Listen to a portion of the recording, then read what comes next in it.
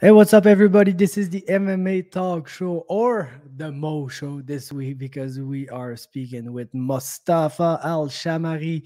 Man, I'm super impressed by that guy. I gotta tell you guys, I'm super impressed. I was super impressed by his performance at BTC. It was an amazing performance. I was even more impressed with the crowd, at the way that it all turned out. But man, now that I spoke with him, I'm even more impressed by his personality, by everything he has to offer. This guy is absolutely amazing. You're gonna want to watch this episode and you're gonna want to follow this guy because he's gonna be something for sure in the future. But just before we speak to Mustafa, I wanted just to touch briefly on Canadian performances from the last week. We had Mike Malott on the Contender Series. He was fighting in the main event, and man, it was an amazing performance for him. I'm not even gonna say an amazing fight because it wasn't a fight, man. Shimon Mostrowski came in and got his ass choked out in 39 seconds by a classic Team Alpha Male guillotine. He was looking to do it arm in, but then was able to pull his arm all the way through the choke and was able to close it with no arm. So no arm guillotine, only the head, and it's one of the most efficient guillotines that there are. And he was able to finish it 39 seconds into the fight. Of course, scored a UFC deal with that one. So congrats to Mike Malott. I'm super impressed by that performance. I was super impressed with him before too. The guy's a striking coach at Team Alpha Male, has been an amazing grappler too in his MMA career. So that's a guy that we're gonna have to look at. 170. He's now in the UFC. He's gonna be looking for to climbing up the ranks and be one of the newer Canadian guys. That gets us excited. So I'm super excited for him. I look forward to speak to him in the future. Would really love to have him on this podcast.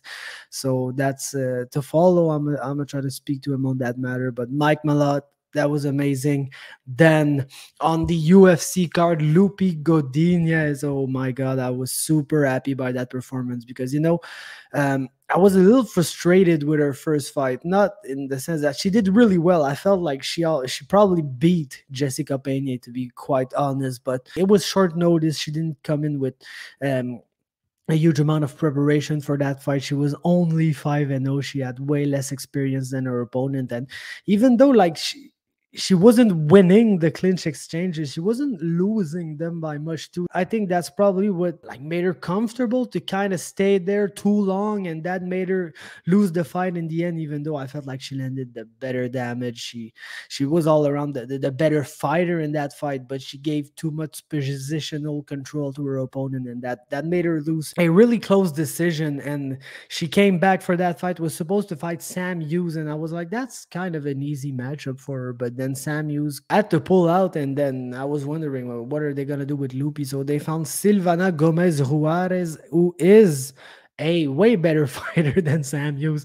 And I was like, damn, that's not an easy test on short notice like that. Again, having your opponent change days before the fight, that's a tough one for Loopy. But my God, she didn't give a single shit about any of that. She outstriked her quite easily. Didn't do much striking though, but when she had the chance to strike, she was landing the better shots and the heavier shots. And you could see she was a more comfortable boxer than the two, but she was also by far the better grappler. She landed some amazing takedowns. She was basically throwing her opponent all over the octagon. If she was way stronger than her, having the better positional control, and she was able to bait her into an amazing armbar finish from the back. That was absolutely beautiful. So finally, first UFC win for Loopy, and you really got to see all the potential that she has. I was pretty sure for a while that this girl was one of the better Canadian prospects in MMA, the one that had the better chance at the higher ceiling, let's say it like that. And she really showed that in her second UFC fight. I'm super happy for her win and for her performance, and I'm really looking forward to see what's up with her in the future. And then finally, we had some BKFC action with Jade Masson-Wong. And that sport is just plain wrong, man. I don't like it at all. I just can't believe I watched that. They start the broadcast by paying homage to a guy that just died the week before by fighting in BKFC. And then you see Jade coming out with like the biggest smile ever. You know that girl, she's kind of crazy. She likes blood, she likes gory stuff. She's always looking at like trauma pages on Facebook and Instagram. She likes to see like broken bones and opened up skulls and stuff like that. And that's really the place for her, because she came in, she created a huge mouse under the eye of her opponent, and she popped that mouse wide open. It started bleeding all over the place, and the doctor, who was already like thinking about stopping the fight because of the huge mouse, when it popped open and started bleeding everywhere, he just said, nah, that's enough, girl. That's enough. So we stopped the fight, and Jade won. Masson-Wong won. And she was pretty happy about it, and I guess we're pretty happy for her too, because man, that's, like I said, that's the place for her. That girl, she likes blood and crazy stuff, and BKFC is pretty much the craziest and bloodiest stuff that you have on the mixed martial arts landscape. So I pretty much had nothing else to say about that. Good performance by Jade Masson-Wong. Great win for Loopy, great win for Mike Malott. We're super happy for all these Canadian fighters, for their success, and we look forward to what's next for them in the future. And now it is time for the Mo Show with Mostafa Al Shammary. Enjoy the podcast, it's a good one. Hey, what's up, everybody? We're here with a superstar, I believe, Mostafa Al Shammary. What's up, man? Oh man, don't gas me like that. We just getting started. Oh man, come on! How can I not? How can I not? You were at that show. You saw what happened, man. Yeah, hey, when the adrenaline goes, there's not so much you can remember. Nah, for sure. But okay, if you don't remember, I'm gonna tell you what happened, man.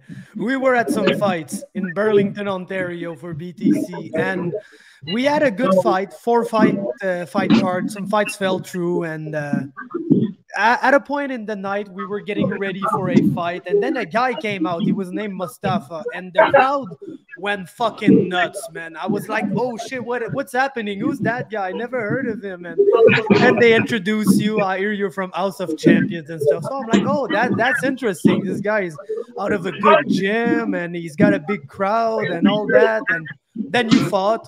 You destroyed the guy, almost got sucker kicked in your head while you were down. And then that was a foul. That was a foul. That was a huge foul. And then you won, and you jumped into the crowd. So that's what happened. I want to know, how you feeling, man? How you feeling? It was actually a lot of build up. There was a lot of issues going into the fight itself. But once I give my word, I never pull back. I'm nothing like the other guys. You know, I had a different guy that I was supposed to fight. His name is Nicky Heinrich. He pulled out, so I told all my people that we're not fighting. And then they offered me Jade, and they were talking about this guy having experience. He was talking about having a double doctorate in mixed martial arts. Hey, everything unfolded the way it should. I'm not here to complain about the struggles. Oh, no, for sure. How many tickets have you sold for that event? Because I had the feeling like half the place or even more were there for you. I would have sold more. I told them that it was canceled. That's what it was. Until the last minute, Jay was already licensed and ready to go. Apparently, he was ready around his weight too. He looked like a big guy. I'm surprised he made weight.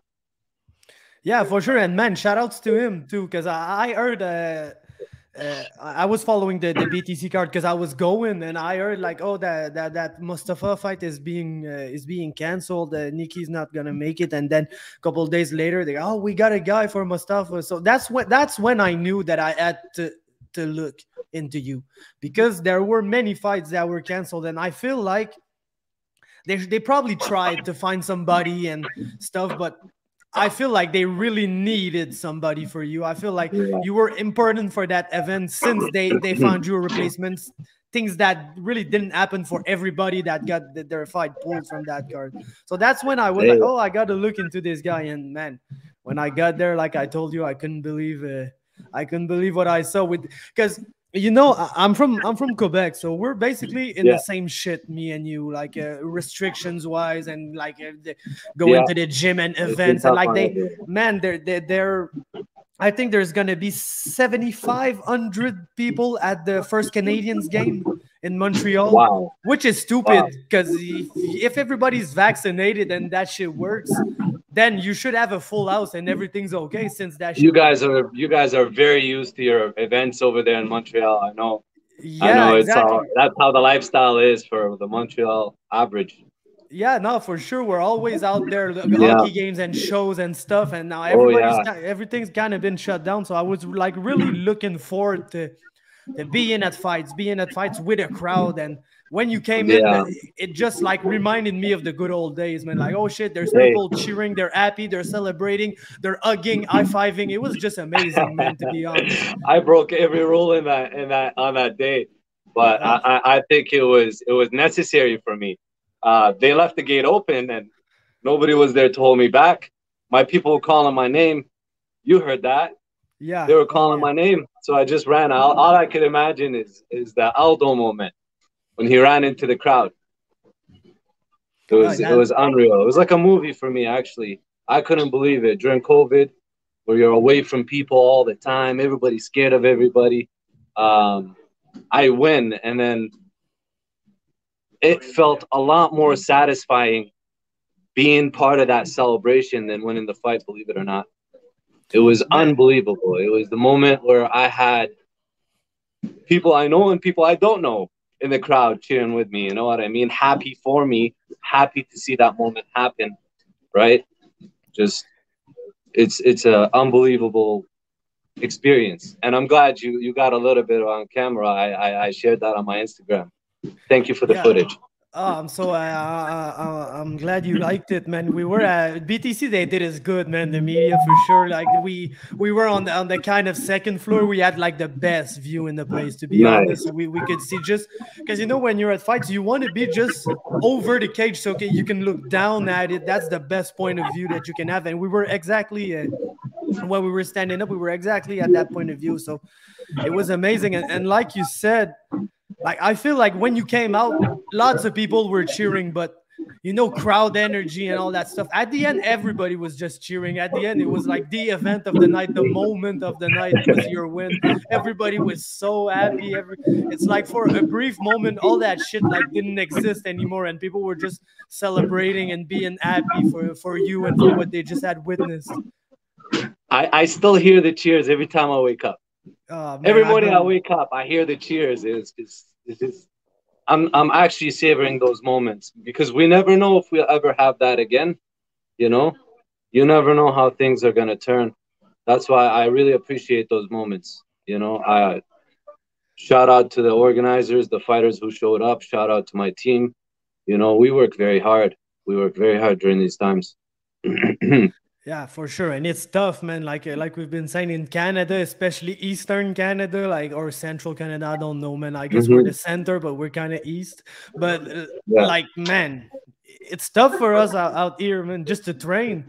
If you yeah, knew what setups we had to pull just to roll during quarantine, it was crazy. We had to like pick people up, just go park into the garage, make sure the neighbors didn't see anything, and it was like yeah. crazy, man. So to be able to have that back, to have live fights, to be there, see people, see the crowd, be happy, man. Like basically, it's everything. I didn't know how much I missed it until I was there. And to be Oh, honest, at a point, I was looking at the BTC card and I was like, oh shit, man, fights are falling through. And like, I'm near Montreal. like We're flies, fucking like flies. 7 8 hour away from you guys, and I was like, man, why am I going to Ontario to see four fights? But I was like so happy to go finally because like the I'm glad you moments came. that the moments that we got to live in, it was great. It was just great. But let's talk about the fight a little bit. Like, how would you rate your performance? Like 1 week, 2 weeks out from it? To be honest, I'm happy with my performance overall, but that was not the game plan. My game plan was to stand up and bang. I wanted to exchange with him, and I wanted to really showcase my striking because I come from a striking background. You know, that's what I'm specialized in. But hey, they all turn into paper planes when I touch them.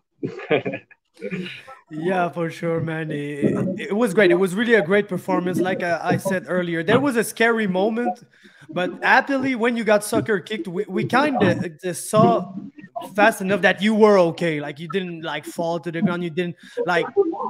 We were never at any doubts that the fight was gonna get stopped because of that move. But I wanted to know, like, what was going through your head when that happened? Because I know on one I part, was more maybe not upset. much. I was more upset. You know, I was like, now you want to strike with me? You know, I wanted to strike with you to begin with, right? Once he took it to the ground and he noticed, he knew I was on the ground. We looked at each other in the eye. He even punched me first. I pushed him off of me. I pushed him off of me, and he knew I was grounded. He had to run towards me, so it's not like it was an accident. And I could have pulled, you know, the old "I can't fight again, I can't continue," and just keep the money, easy money. You know, there's a lot of people that really take advantage of these little loopholes. You know, but I'm a fighter. I'm a fighter. I did not give up. You know, I he brought the pride rules. So I brought the pride fighter out of me. I had to meet him there. I had to get back. And, you know, again, we got up and we striked and went for that hug again. You know, he wanted to go for a 15-minute hug. And that's not what I signed up for. I'm there to fight. Yeah, and it kind of looked like not you were angry, but like when the fight resumed after the fall, it was like, okay, that's not gonna last much longer. I believe like Mustafa's like pretty intent on finishing that guy kind of quickly. I don't quite remember how many times after it you got the finish, but it wasn't that long. Yeah. It seemed longer. You know, it was a lot of ups and downs in the fight for one round, you know? Yep. It was the ups of me whooping ass and then the downs of me getting kicked while I was down.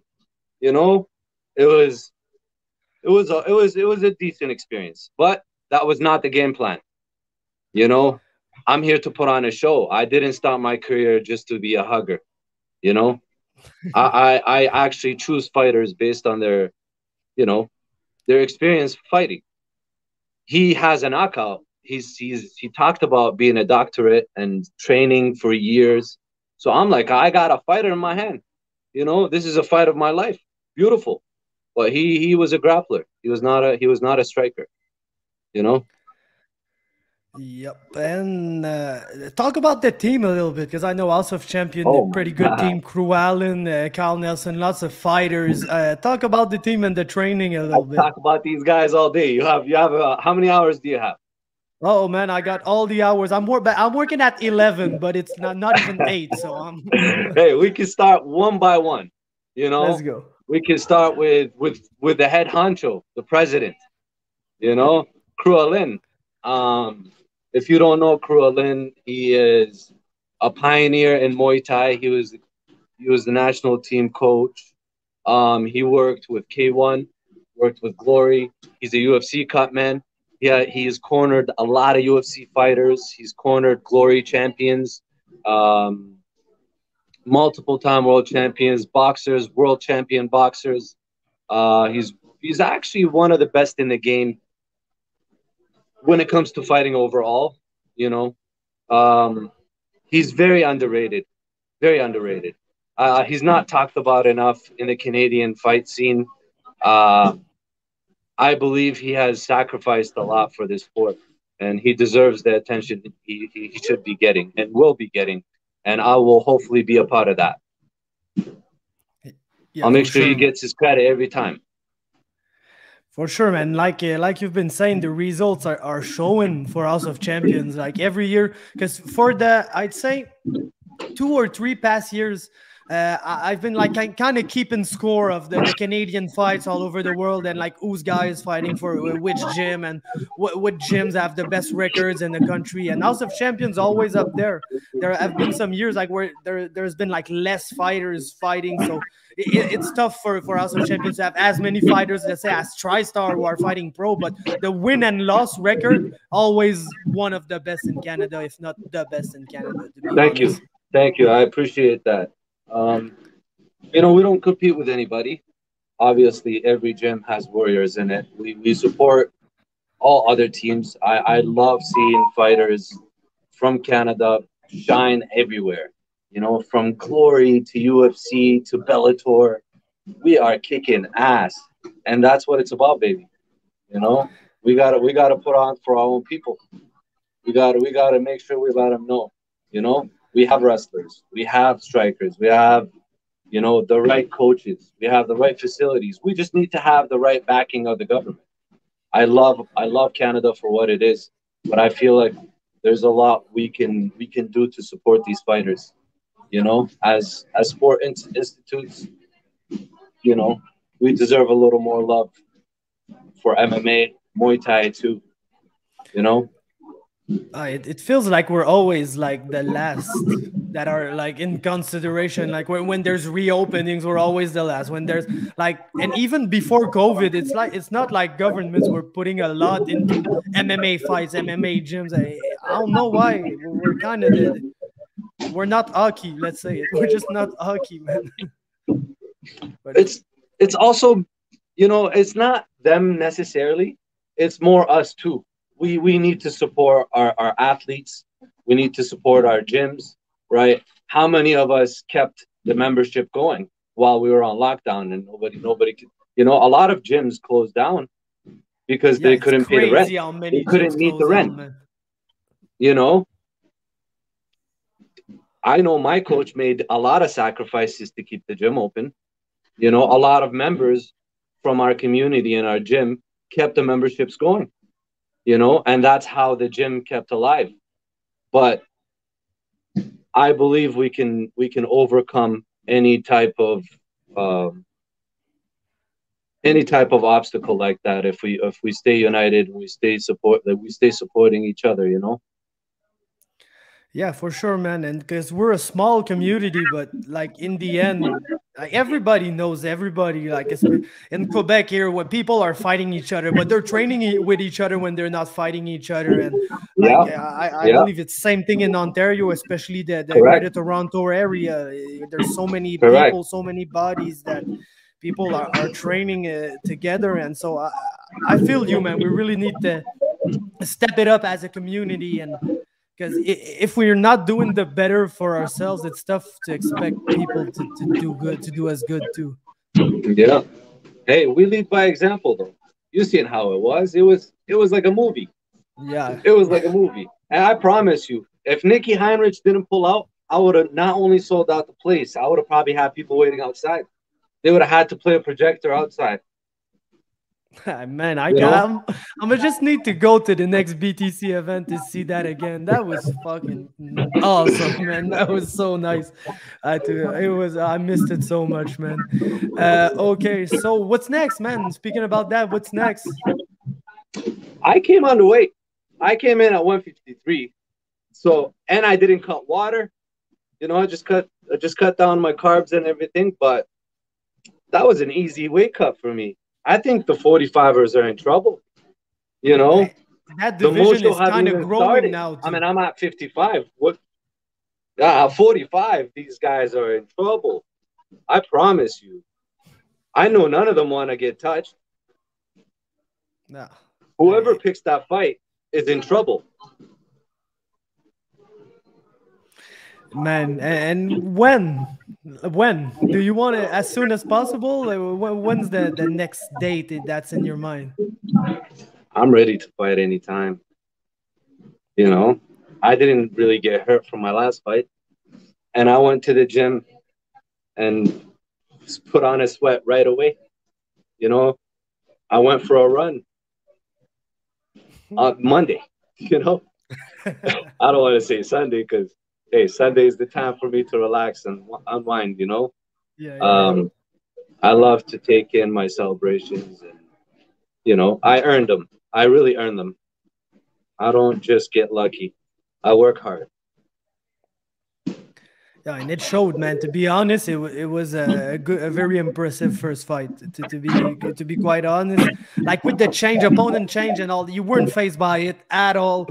Came in, did your thing, and like you said, you're a striker and you want to strike with people. But as soon as the fight went to the ground, it was so not a problem for you.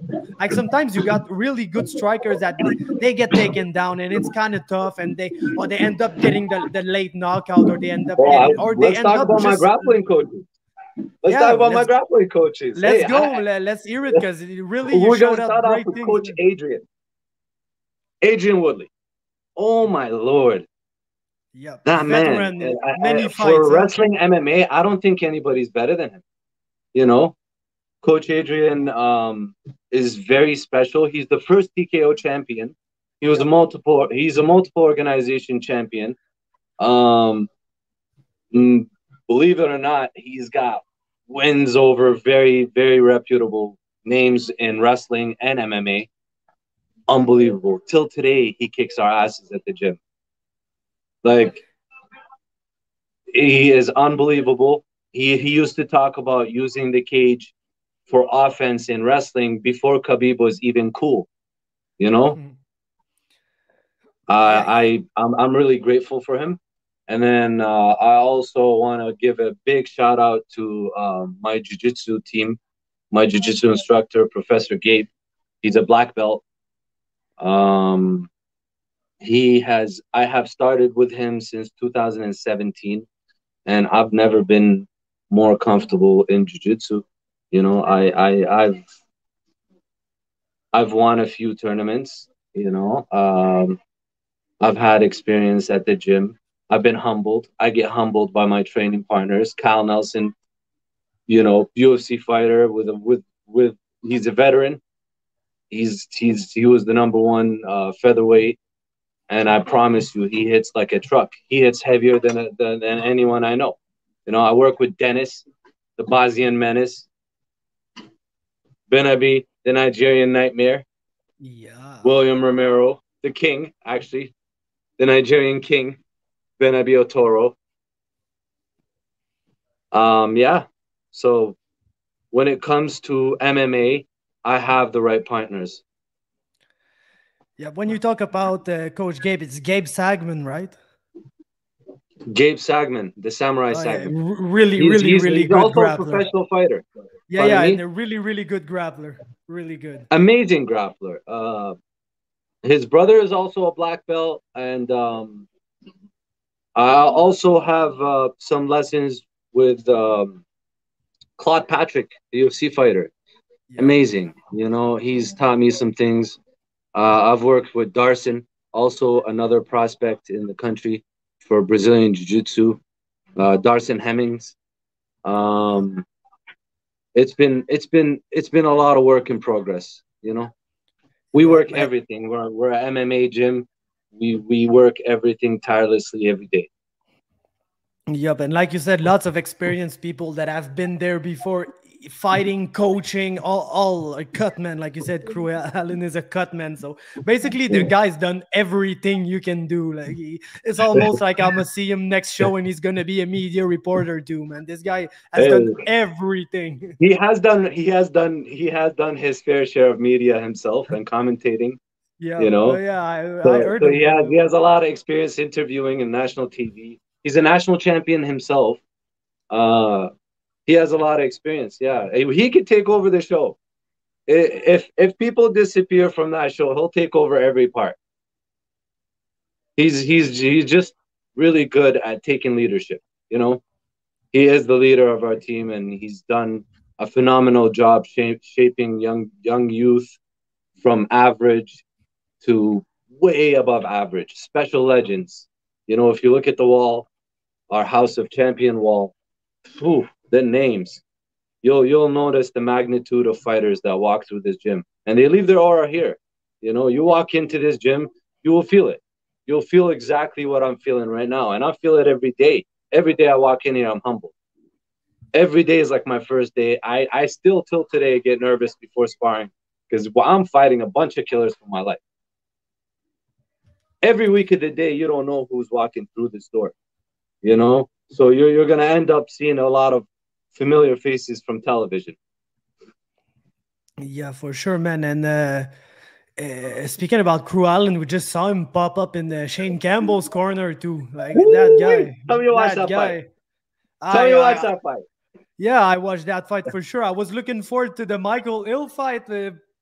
Talk to Shane. Pretty much don't know what happened with that one, but man, I was pretty happy that Krakow was G enough to fight fucking Shane Campbell on hours' notice. You gotta be crazy to do that. He's a tough guy. He's a tough guy. Good for him.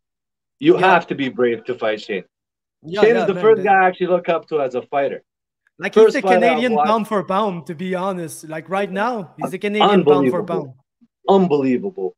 I don't know a fighter that wouldn't need a head kick from Shane right now. He can kick everybody in the head. That guy is special when it comes to striking. And you know what? You seen the takedowns in the fight. That was very, very impressive for a striker.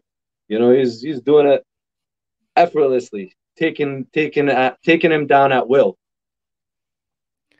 Yep, and even Kyle Nelson is a guy that I've been following literally since his pro debut, because his pro debut was in 2012. He fought a guy named Michael Dufort, who is one of my best friends. He's from my hometown. So, like, basically, it was both their first pro fights, and they fought together. Michael was like, I think he just turned 18, because we can't fight pro before 18 in Quebec, so he just turned 18. And back in the day, he didn't have, let's say, the best training, so Cal pretty much whooped him in that fight. And I was like, holy shit, man, because I knew Mick from training with him. So I was like, if that guy can beat Mick like that, he's gonna be pretty good. And then he went on to be the monster, and the guy that we know today. Even my homie, just to show you how Cal is good, Michael Dufort, he just won on the CFFC first round guillotine in 2 minutes. He's now 8-3, and he's won basically 8 of his 9 last fights. His only loss was a split decision 5 round to Jesse Ronson.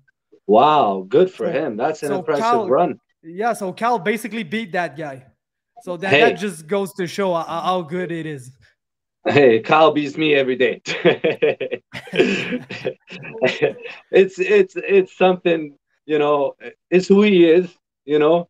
He's just a professional ass whooper, and I'm humbled to be his partner and in his corner and have him in my corner. And you know, I get to learn from a very high level fighter like Kyle Nelson. Yep. I wore his shirt coming out. I don't know if you noticed it. No, man, it was too much crazy stuff going on. I was wearing his shirt. I was wearing the Monster. I support the Monster. Oh, I'm a big fan.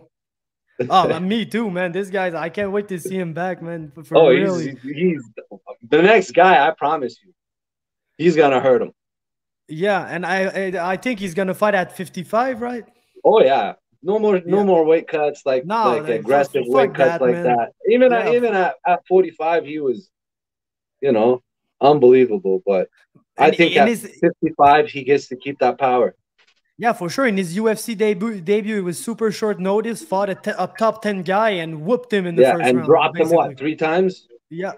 He super whooped him in the first round. So, man, with a full camp at adrenaline dump too, you know, and like he was called the last, he was a 2-day replacement, 1 day. They gave him 1 day to cut.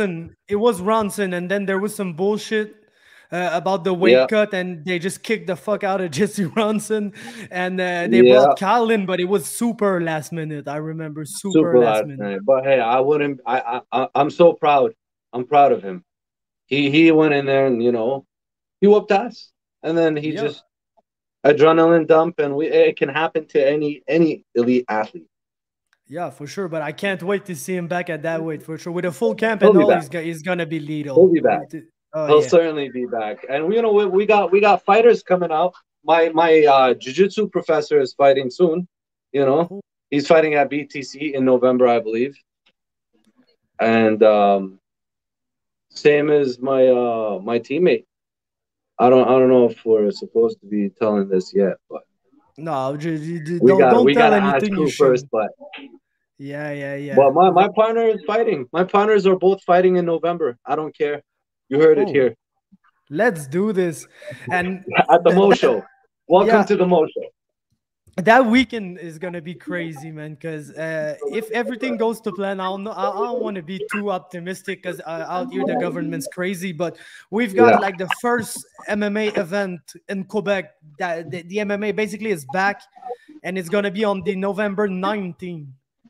Hey, And maybe that's the one. yeah, and I the hope main that's event. the one. The main event is supposed to be Michael Dufort, Carl Prepelec for the belt, and then the day after is BTC in St. Catharines. So I might have Wait. What's the first one again? it's Samurai MMA. It's on November 19 in Montreal, Oh, Quebec. I see. I And see. then there's BTC the day after, the day that they're gonna do But the where tournament. is it gonna be? Do you know where it's gonna be? Uh, I think he's got a room. Yep, it's gonna be at the l'Olympia in Montreal. In the BTC card? No, not BTC. It's St. Catharines. Oh, okay. Okay. St. Yeah, Catharines. BTC is St. Catharines. The day Hey before, we've man, got an you event in know Montreal. everything. Yeah, I try. You're a That's my professional. job. You take this job super seriously. I see you do your research. Yeah, for sure, man. I wanna, and like with the, I just changed my podcast basically because it had another name. It was pretty much the same thing, but with that one, I really want to put on for Canadian MMA. I feel like it's important because sometimes, and when I realized that it was recently Chad Anliger on the Contender Series, he won. And nobody basically, I posted it and I was super happy because a Canadian got signed to the UFC and stuff. And I just realized that many people in Quebec, they just didn't know that guy because he's from Alberta and we didn't like, sometimes the news doesn't come across to ear. So I just wanted with the new podcast to really like put on for Canadian MMA, have the fighters, have I the love that you promoters, do the that. coaches, and just speak about the events, do recaps, and really boost it up a notch because I see people they've been working hard to put on MMA events and it's so complicated to do so right now. Like at the BTC, it must have been a super nightmare to organize that, to be honest, with all the restrictions from the commission and all. So man, I feel like everybody needs to step their game up and put on for Canadian MMA because people, man, like you, like everybody, they're fighting and they're trying to make a name for themselves. So I want to be the guy that helps grow that name Hey, and make Canadian MMA that's even why I bigger. came on your show, right? That's why I came on your show. You came in all the way from Montreal. You watched my fight. You supported me. You know, whether you were rooting for me or not, you supported me by bringing more eyes on me and on the event, right? And I hope I could do the same for you. You deserve the recognition of your hard work. You know, I, as a fighter, appreciate people like you who put in work and you know they do their best to better the sport. You know, more eyes, the more organization will have, the more income, and I think better me, better you, and vice versa.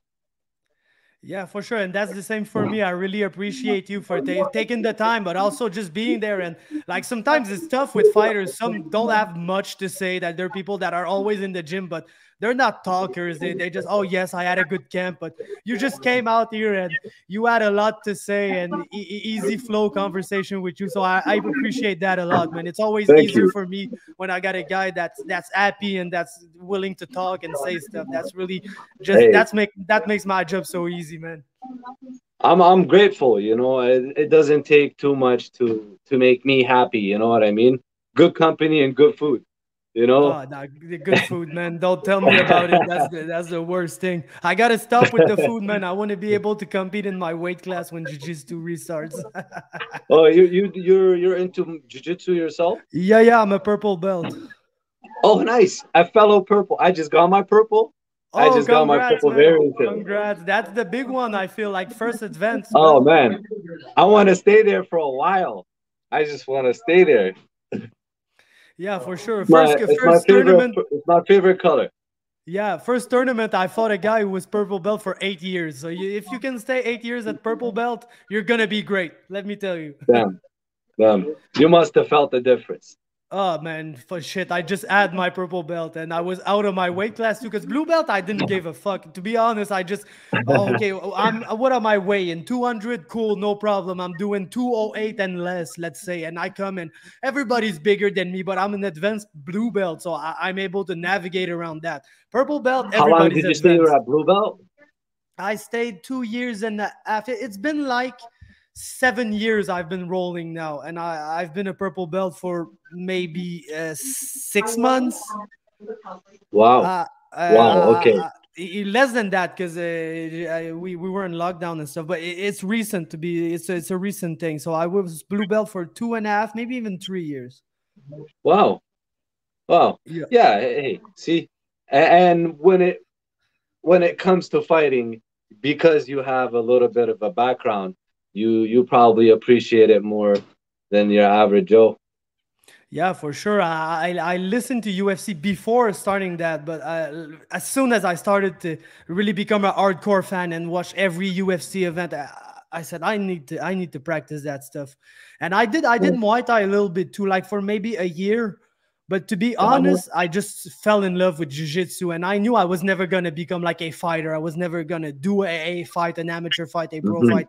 So I was like, man, Hmm. since I love jiu-jitsu so much, I'm gonna invest all my time in that because the time I spent doing Muay Thai is time I didn't spend doing Jiu-Jitsu.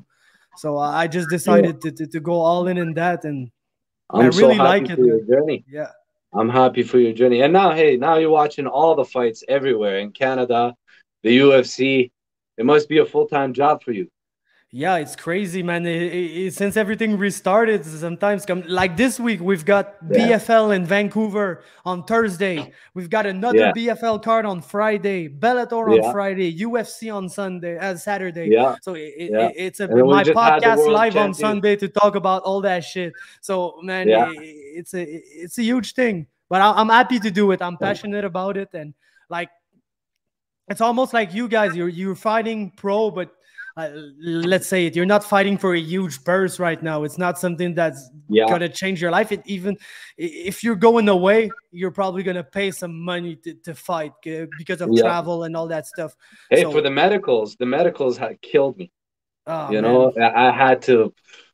You have 1 month to get your blood work done, your physical, your eye exams, your I don't know, EKG, ECG, CT scan, and all of that is waitlist 6 months and above. So you have to go and find the doctor and try to beg them to find a special place for you or a special spot, put you on a cancellation list. And it's a lot of stress for fighters to even get licensed. It would be nice to have some type of organization to help them get processed easy through the healthcare. We have a great healthcare system, and I believe it could be easier for athletes. I don't know if they've done it to discourage the fighter or for their safety. That's cool, but make it easier. Make it easier for the athlete. It's already the hardest sport in the world. Why should it be the hardest to compete in? You know what I mean? It should be encouraged, I believe. Yeah, man, and you gotta fit all that between your training sessions that are only getting Of like course, more when you're cutting intense and weight, like yeah. no more cookies, no more Ah. pizza. That hurts. That hurts so bad. But Yeah. yeah, so that was what I was saying. Basically, we kind of both do it by passion right now because it's not Yes. profitable. Like yeah, I'm not And it making doesn't any go money out unnoticed. of that shit, but I love it so much. I wouldn't do it any other way, man. It doesn't go unnoticed. I go into MMA Talk now. Hey, I'm a follower now. If I want my Canadian updates, I know where to go. Yeah, for sure, man. For sure. But I'm gonna let you go, my man. I'm so happy to have the chance to speak to you. It was great. I'm gonna leave you with the last word too. If you got any last people you want to shout out, anything, the final word is yours. And I'm so happy to have the chance to speak to you today. It was a good time. And even like it's been a kind of long episode, so you might be on your own. This might be the Mo show for real. This is the Mo Show. But the Mo Show doesn't go on without support. You've seen the people that showed up in my corner. There was hundreds of them, right? And then I can't forget the people who actually helped me out. Um, Dr. Price from Synergy, I believe. Dr. Grays from Endorphins Clinic. Um, uh, Melvin Cairo. I have so many supporters. One of my managers, Ahmed, is a special person in my life who's been supporting me. There's a lot of more. There's a lot more people. I would like to give a shout out to, but I don't know if they're comfortable with me saying their names. But I would really like to thank the people who came in and shared that moment with me. I'd like to thank you for having me on the show and being on my show, the Mo Show. I hope to meet you again, maybe in person next time you're around the fighting events. And I hope to have you on my show again. Yeah, for anytime, man, anytime. And make sure that I'm gonna do my all to sneak behind the commission and come see you if we get the chance to see each other in You're very November. welcome to. Yeah, because Hey, it I'll was meet you tough. halfway.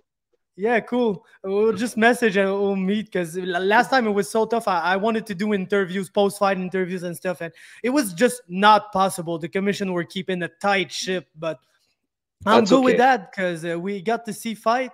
And then I spoke to everybody on my podcast after it. So it's the same thing either way. I'm pretty happy. But yeah, for sure, November, we'll get to meet each other and speak in person for sure. Thank you. Hey, This has it's an been the Mo absolute pleasure Show. meeting you. Let's go, Yeah, baby. that's the Mo Show, everybody. Thanks for watching. See you next time. Take care.